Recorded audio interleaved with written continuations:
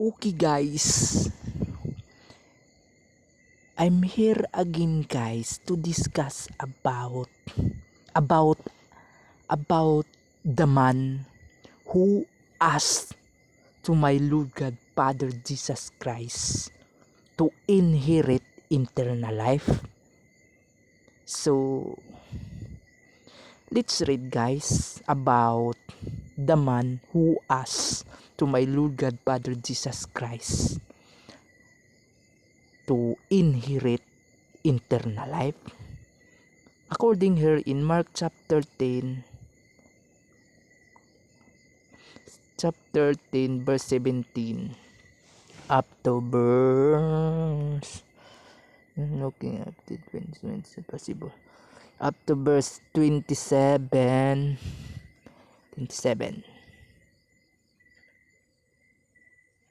Okay guys, I will discuss about a man who asked to my Lord God Father Jesus Christ how to inherit eternal life.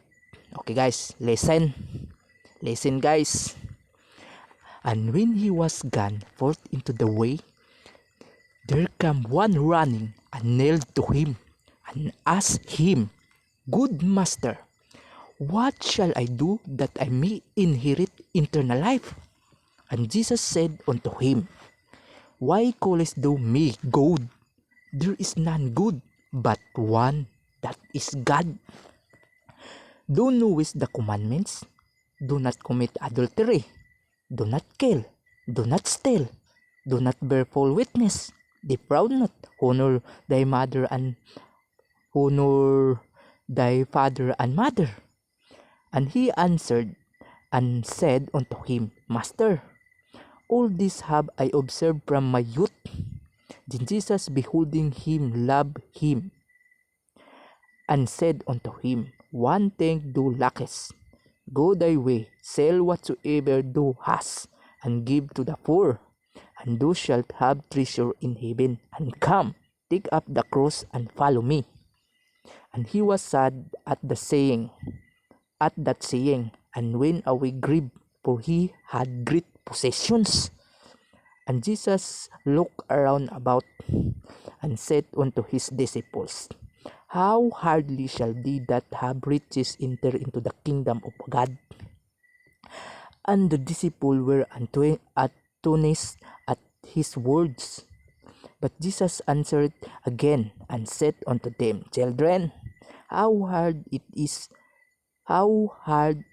it for them that trust in riches to enter into the kingdom of God?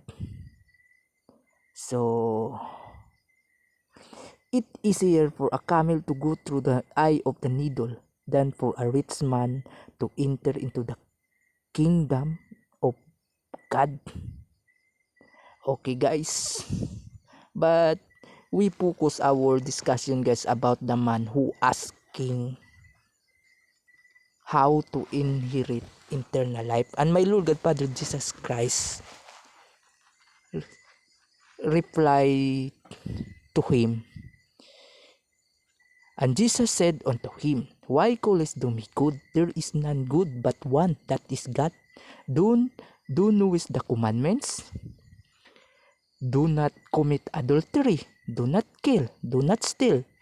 Do not bear false witness. Defraud not. Honor thy father and mother. So, simple guys. If you want to inherit eternal life, so do not commit adultery guys. Do not kill. Do not steal. Do not bear false witness. Defraud not. Honor thy father and mother. And observe wisely guys.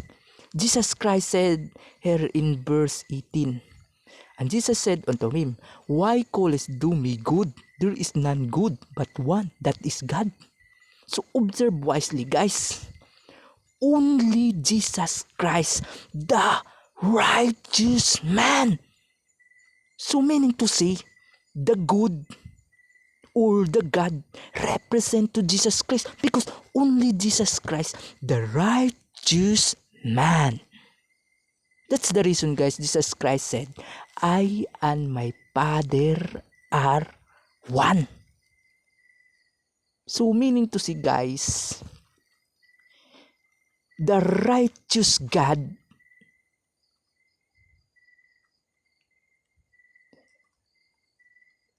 represent to Jesus Christ, because only Jesus Christ, guys, the righteous man.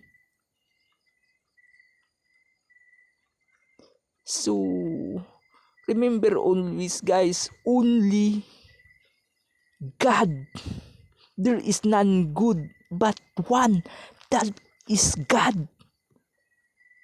And observe wisely, guys, only Jesus Christ, the righteous man. So this is the evidence, guys. That's the reason, guys, Jesus Christ said, I and my Father are one. So we believe the works, guys. We believe the works and miracles. Those works and miracles, Jesus Christ healed the palsy, Jesus Christ healed the blind, Jesus Christ forgave sins, Jesus Christ gave life on the dead body. Those works and miracles, the witness, the evidences to justify, to prove Jesus Christ and the Father are one. So we believe the works, guys. We believe Jesus Christ is in the Father and the Father is in Jesus Christ. No need to find out the Father, guys, because Jesus Christ is in the Father and the Father is in Jesus Christ. That's the reason Jesus Christ said, I and my Father are one. So please read again. Please read again and again, guys, Isaiah chapter 9 verse 6, guys. So this is essential to us, guys, and remember always, guys, only Jesus Christ, the righteous man. So and remember always, guys, there is none good but one, that is God. So the righteous God, or the righteous man represent to Jesus Christ, the Alpha and Omega, the Almighty God, the everlasting Father. Mission accomplished, guys.